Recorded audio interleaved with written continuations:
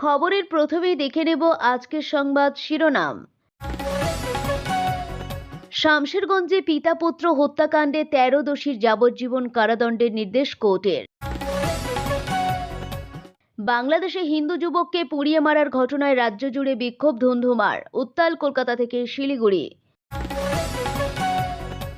পৌষ মেলা উপলক্ষে হাওড়া থেকে বিশেষ ট্রেন, জেনে নিন সময়সূচি।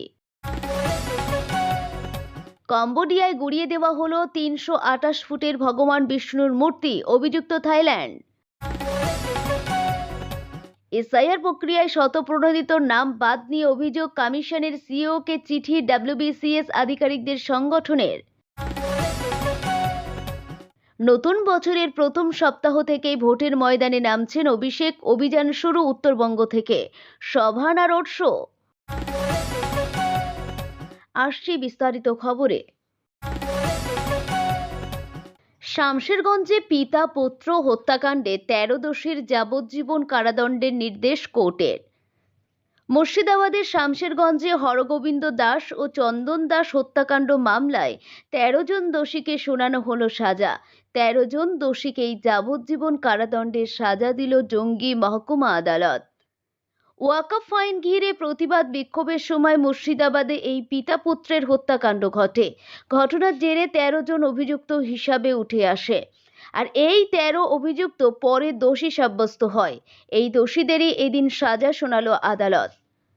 সংশোধিত ওয়াকফ আইনের বিরুদ্ধে প্রতিবাদ ঘিরে কিছুদিন আগেই অশান্ত হয়ে ওঠে মুর্শিদাবাদ। বিক্ষোভের আগুন ছড়িয়ে পড়ে দিকে দিকে। ভয়াবহ হিংসা ছড়ায় জঙ্গিপুরের শামশেরগঞ্জ, সুতি, ধুলিয়ানের মতো অঞ্চলে।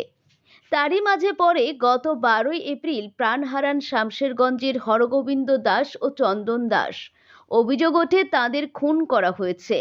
ঘটনার প্রভাব পড়ে রাজ্য রাজনীতিতে। এদিকে তদন্ত শুরু করে পুলিশ। ঠিক কী কারণে খুন? উঠতে থাকে নানান প্রশ্ন। খুনের নেপথ্যে কারণ হিসাবে উঠে আসে ব্যক্তিগত শত্রুতা। এরপর ১৩ অভিযুক্তকে পাকড়াও করে পুলিশ। ধৃত ১৩ জনকেই দোষী সাব্যস্ত করে কোর্ট।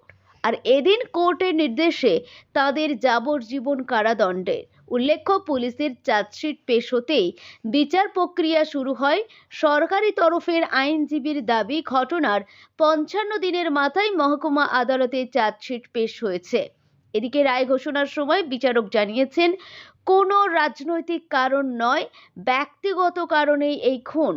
সোমবারই অভিযুক্তদের দোষী সাব্যস্ত করেছে আদালত। উল্লেখ্য, এই তদন্তে গঠিত সিট এর নেতৃত্বে ছিলেন দক্ষিণবঙ্গের এডিজি সুপ্রীতিম সরকার। তদন্তে সিসিটিভি ফুটেজ খতিয়ে দেখা হয়। এরপর চলে প্রত্যক্ষদর্শীদের বয়ান রেকর্ড।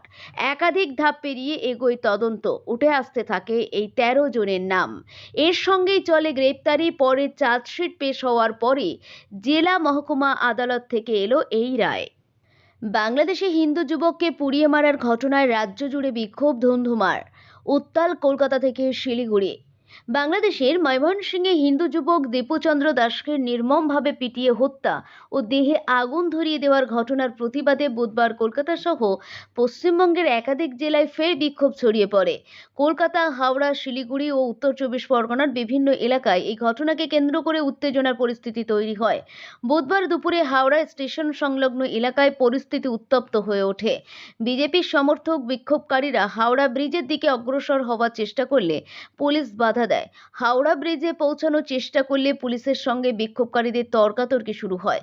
পুলিশের পক্ষ থেকে জানানো হয়, প্রতিবাদের নামে সাধারণ মানুষের স্বাভাবিক জীবনযাত্রা ও যাতায়াতে বিঘ্ন ঘটতে দেওয়া হবে না এবং আইন অনুযায়ী ব্যবস্থা নেওয়া হবে। পুলিশ মিছিল আটকে দিলে বিক্ষোভকারীরা রাস্তায় বসে পড়েন এবং ব্যারিকেড ভাঙার চেষ্টা করেন।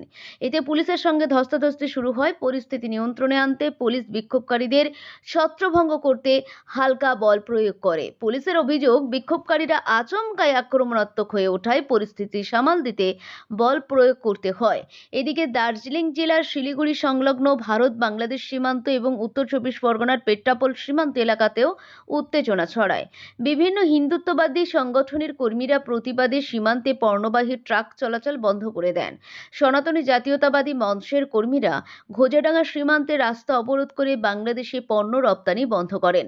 বিক্ষোভকারীদের একাংশের দাবি করেন, সংখ্যালঘু হিন্দুদের উপর অত্যাচার বন্ধ না হওয়া পর্যন্ত ভারত সরকারের উচিত বাংলাদেশের সঙ্গে সমস্ত বাণিজ্যিক ও কূটনৈতিক সম্পর্ক স্থগিত রাখা। উল্লেখ্য, গত 18 ডিসেম্বর বাংলাদেশের ময়মনসিংহ জেলার ভালুকা এলাকায় 32 বছর বয়সী হিন্দু যুবক দীপু চন্দ্র দাসকে পিটিয়ে হত্যা করে দুষ্কৃতীরা এবং পরে তার দেহে আগুন ধরিয়ে দেওয়া হয় বলে অভিযোগ। এই ঘটনার প্রতিবাদে মঙ্গলবার কলকাতায় শিয়ালদা থেকে পার্ক সার্কাসে বাংলাদেশ ডেপুটি হাই কমিশনের উদ্দেশ্যে একটি মিছিল বের হয়। তবে বেকবাগান এলাকায় পুলিশ সেই মিছিল আটকে দিলে সংঘর্ষের পরিস্থিতি তৈরি হয় এবং পুলিশের লাঠিচার্জে বেশ কয়েকজন আহত হন। গোটা ঘটনায় 19 জনকে গ্রেপ্তার করা হয়। সোমবার বিধানসভার বিরোধী দলনেতা শুভেন্দু অধিকারীর নেতৃত্বে বাংলাদেশ ডেপুটি হাই কমিশনের সামনে বিক্ষোভ কর্মসূচি পালিত হয়। প্রায় 2000 সমর্থক নিয়ে তিনি রাস্তায় বসে পড়েন। শুভেন্দু অধিকারী দাবি করেন, দীপু চন্দ্র দাস হত্যাকাণ্ডের সঙ্গে যুক্তদের দৃষ্টান্তমূলক শাস্তি দিতে হবে এবং বাংলাদেশে হিন্দুদের উপর অত্যাচার অবিলম্বে বন্ধ করতে হবে। তিনি হুঁশিয়ারি দেন, তা না হলে আগামী 26শে ডিসেম্বর আরও বড় আন্দোলন হবে। এদিকে মঙ্গলবার একই ইস্যুতে নয়াদিল্লিতে বাংলাদেশ হাই কমিশনের সামনেও বিক্ষোভ হয়। সেখানে বিশ্ব হিন্দু পরিষদ ও বজরং দলের কর্মীদের সঙ্গে পুলিশের সংঘর্ষের ঘটনা ঘটে। পরিস্থিতি সামাল দিতে বিপুল সংখ্যক পুলিশ মোতায়েন করা হয় বলে জানিয়েছেন প্রশাসনের আধিকারিকরা। পৌষ মেলা উপলক্ষে হাওড়া থেকে বিশেষ ট্রেন, জেনে নিন সময়সূচি। যাত্রীর স্বাচ্ছন্দ্য ও বাড়তি ভিড় সামাল দেওয়ার লক্ষ্যে ঐতিহ্যবাহী শান্তিনিকেতন পৌষ মেলা উপলক্ষে বিশেষ ট্রেন চালু করল পূর্ব রেলের হাওড়া ডিভিশন। হাওড়া বোলপুর রুটে এই স্পেশাল এক্সপ্রেস ট্রেনটি 28শে ডিসেম্বর পর্যন্ত নিয়মিত চলবে বলে রেল সূত্রে জানানো হয়েছে। রেল কর্তৃপক্ষ জানিয়েছে, ট্রেনটি হাওড়া থেকে যাত্রা করে ব্যান্ডেল, বর্ধমান ও গুসকরায় স্টেশনে থামবে এবং এরপর বোলপুরে পৌঁছবে। মোট 11 কোচের এই বিশেষ ট্রেনে 9টি সাধারণ এবং 2টি সংরক্ষিত বগি থাকছে। ফলে মেলা উপলক্ষে কলকাতা ও সংলগ্ন এলাকা থেকে বোলপুরে আসা যাওয়া অনেকটাই সহজ ও স্বাচ্ছন্দ্যময় হবে বলে মনে করছেন যাত্রীরা।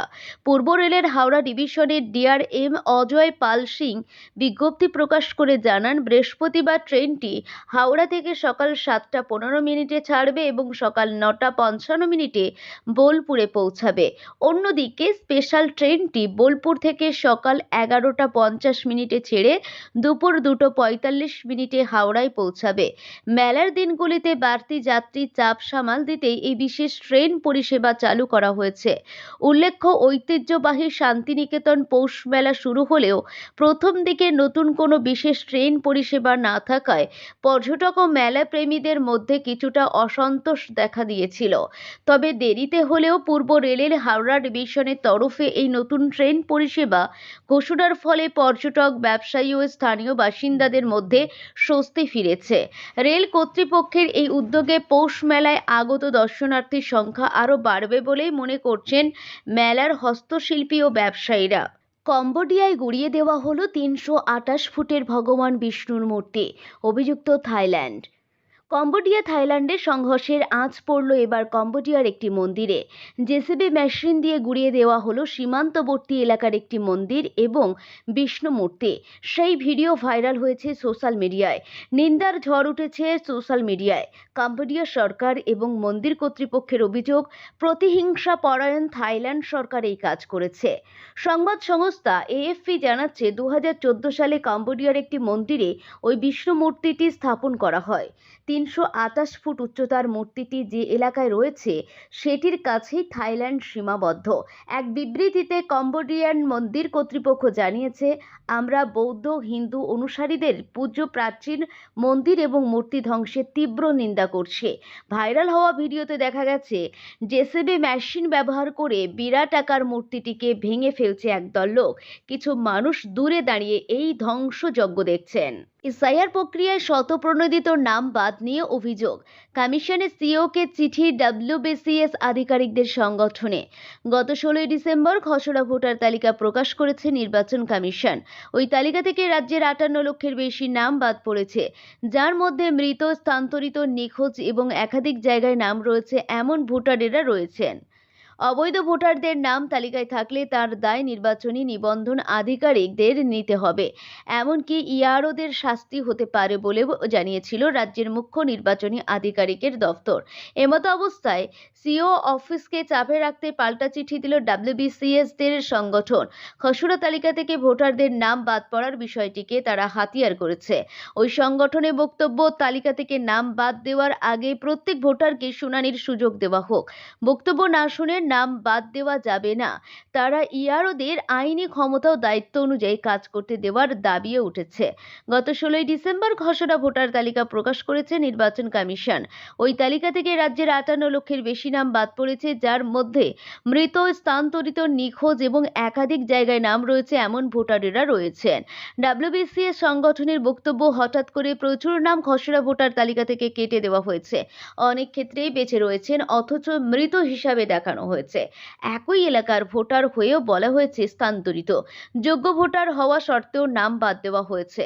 প্রশ্ন হলো, নাম বাদ দেওয়ার আগে যাচাই করা হলো কিভাবে? কারো কি বক্তব্য শোনা হয়েছে? ওই সংগঠনের বক্তব্য, আইন অনুযায়ী কাউকে ভোটার তালিকা থেকে বাদ দেওয়ার আগে শুনানির সুযোগ দিতে হয়। কিন্তু এখন কোনো শুনানি ছাড়াই কম্পিউটার সিস্টেমের মাধ্যমে একসঙ্গে বহু নাম বাদ দেওয়া হচ্ছে। এর ফলে ভোটারের অধিকার লঙ্ঘন হচ্ছে। যোগ্য মানুষও ভোট দেওয়ার সুযোগ হারাচ্ছেন। তাদের আশঙ্কা, নাম বাদ পড়ার পেছনে ভোটাররা ইআরওদের দোষ দিচ্ছেন, অথচ বাস্তবে ইআরওদের জানানোই হয়নি। তাই কারো বক্তব্য না শুনে শাস্তি দেওয়ার মতো অবস্থা যেন না হয়, তা কমিশনের দেখা উচিত। তাদের দাবি, এই পুরো বিষয়ে নির্বাচন কমিশন যেন স্পষ্ট নির্দেশ দেয়। ইআরওদের যেন তাদের আইনগত ক্ষমতা ও দায়িত্ব অনুযায়ী কাজ করতে দেওয়া হয়, কারণ শেষ পর্যন্ত চূড়ান্ত ভোটার তালিকায় ইআরওদেরই সই থাকবে। প্রসঙ্গত, এই চিঠিকে রাজনৈতিক বলে আক্রমণ করেছে বিজেপি। ভগবানপুরে বিজেপি বিধায়ক রবীন্দ্রনাথ মাইতি বলেন, আমরা শুনেছি মঙ্গলবার নবান্নে মুখ্যমন্ত্রী ডাব্লিউবিসিএস আধিকারিকদের সঙ্গে একটি বৈঠক করে তাদের দাবি দাওয়া পূরণের আশ্বাস দিয়েছেন। আর ঠিক তার পরের দিনই এসআইআর নিয়ে প্রশ্ন তুলে নির্বাচন কমিশনের কাছে অভিযোগ জানালো তাঁদেরই সংগঠন। তাই এই দুই ঘটনার মধ্যে কোনো যোগসাজশ থাকতে পারে বলেই সন্দেহ তৈরি হয়েছে। নতুন বছরের প্রথম সপ্তাহ থেকেই ভোটের ময়দানে নামছেন অভিষেক। অভিযান শুরু উত্তরবঙ্গ থেকে। সভা না রোড শো, কর্মসূচি চূড়ান্ত হচ্ছে। জেলা সফর শুরুর আগে এসআইআরের দ্বিতীয় পর্বে দলের কাজ কি হবে সে বিষয়ে নির্দেশ দিতে শুক্রবার ভার্চুয়াল বৈঠক করেন অভিষেক। এসআইআর শুরুর আগে এবং এসআইআর চলাকালীনও দুটি ভার্চুয়াল বৈঠক করেছিলেন তিনি। নতুন বছর পড়তে না পড়তেই ভোটের ময়দানে নেমে পড়েছেন অভিষেক বন্দ্যোপাধ্যায়। তৃণমূল সূত্রে খবর, 2026 সালের প্রথম সপ্তাহে তিনি জেলা সফর শুরু করে দিচ্ছেন। উত্তরবঙ্গ থেকে শুরু হবে অভিষেক কর্মসূচি। বিধানসভা ভোটকে নজরে রেখে অভিষেক যে জেলা সফরে যাবেন সেই পরিকল্পনা তৃণমূলের ছিল। পুজোর পরে প্রাথমিকভাবে ঠিক হয়েছিল ডিসেম্বর শুরু হবে তাঁর কর্মসূচি। তবে শেষ পর্যন্ত তা বাস্তবায়িত হয়নি। ডিসেম্বরে কয়েক সপ্তাহ ব্যক্তিগত কাজে দেশের বাইরে যেতে হয়েছিল অভিষেককে। এবার নতুন বছর পড়তেই সেই কর্মসূচি শুরু করছেন তিনি। তৃণমূল সূত্রে জানা গিয়েছে, আগামী 3রা জানুয়ারি অভিষেক তাঁর অভিযান শুরু করতে চলেছেন জলপাইগুড়ি থেকে। একই দিনে তাঁর কর্মসূচি রয়েছে আলিপুরদুয়ারেও। বুধবার রাত পর্যন্ত কোচবিহার বা দার্জিলিং কর্মসূচির দিনক্ষণ স্পষ্ট হয়নি। আবার উত্তর দিনাজপুর জেলা তৃণমূল সূত্রে খবর, 7ই জানুয়ারি ইটাহারে অভিষেকের কর্মসূচি হবে। 2023 সালের পঞ্চায়েত ভোটকে সামনে রেখে উত্তর থেকে দক্ষিণবঙ্গে নবজোয়ার যাত্রা করেছিলেন অভিষেক। এবার একই রকম ধাঁচের কর্মসূচি হচ্ছে না। কোথাও জনসভা, আবার কোথাও রোড শো হতে পারে। সেই সূচি এবং কর্মসূচির সামগ্রিক রূপরেখা বুধবার রাত পর্যন্ত চূড়ান্ত হয়নি, তবে শীঘ্রই তা চূড়ান্ত হয়ে যাবে বলে খবর। তৃণমূলের প্রথম সারির এক নেতার বক্তব্য, জানুয়ারি মাসে বহু জায়গায় স্থানীয় উৎসব থাকে। সেসব উৎসবে দলের নেতা, কর্মী, সমর্থক, এমনকি জনপ্রতিনিধিরাও যুক্ত থাকেন। সেসব দেখে সূচি চূড়ান্ত করতে হচ্ছে। প্রাথমিকভাবে যে পরিকল্পনা হয়েছিল তাতে ঠিক ছিল। কাছাকাছি কয়েকটি জেলা মিলিয়ে কর্মসূচি শেষ করে অভিষেক কলকাতায় ফিরবেন। একদিন বা দুদিন ফাঁক দিয়ে ফের সফরে যাবেন। নবজোয়ারের সময় টানা 2 মাস তিনি জেলায় থেকেই কর্মসূচি করেছিলেন। তার মাঝেই তাকে সিবিআই তলব করেছিল নিয়োগ দুর্নীতি মামলায়। সেই সময় তার যাত্রা চলছিল বাঁকুড়ায়। সেখান থেকে কলকাতা ফিরে নিজাম প্যালেসে হাজিরা দিয়েই আবার তিনি ফিরে গিয়েছিলেন নিজের কর্মসূচিতে। আবার লোকসভা ভোটের সময় দেখা দেবে টেক। আবার লোকসভা ভোটের সময় দেখা গিয়েছিল সকালে বেরিয়ে জেলায় কর্মসূচি করে প্রতিদিন বিকালে কলকাতায় ফিরে নির্বাচনী সংগঠনের কাজ সামলেছিলেন তিনি। জানুয়ারির জেলা সফর শুরুর আগে জোড়া ভার্চুয়াল বৈঠক করবেন অভিষেক। প্রথমটি আগামী শুক্রবার। বৈঠকের বিষয় মমতা সরকারের উন্নয়নের পাঁচালী। সমস্ত বিধানসভা কেন্দ্রের প্রতিনিধিরা এখানে থাকবেন। 15 বছরের উন্নয়নের বিষয়ে তুলে ধরার পাশাপাশি আগামী 10 বছরের লক্ষ্য কী তা কীভাবে জনমানসে তুলে ধরতে হবে সেটাই এই বৈঠকে ব্যাখ্যা করবেন অভিষেক। পরের বৈঠকই হবে আগামী রবিবার। এসআইআর এর দ্বিতীয় পর্বে দলের কাজ কী হবে সে বিষয়ে নির্দেশ দিতে রবিবারে বৈঠক করবেন অভিষেক। ভার্চুয়াল এই বৈঠকে 1 লক্ষ উপস্থিতিতে চাইছেন অভিষেক। এসআইআর শুরুর আগে এবং এসআইআর চলাকালীন জোড়া ভার্চুয়াল বৈঠক করেছিলেন তিনি। জেলা ধরে ধরে খামতি চিহ্নিত করে প্রথম দফায় শেষ 15 দিন 13 জন নেতাকে ব্যাগ গুছিয়ে জেলায় জেলায় চলে যাওয়ার নির্দেশ দিয়েছিলেন। সেই কাজ কেমন হয়েছে রবিবারের বৈঠকে তারও পর্যালোচনা হতে পারে।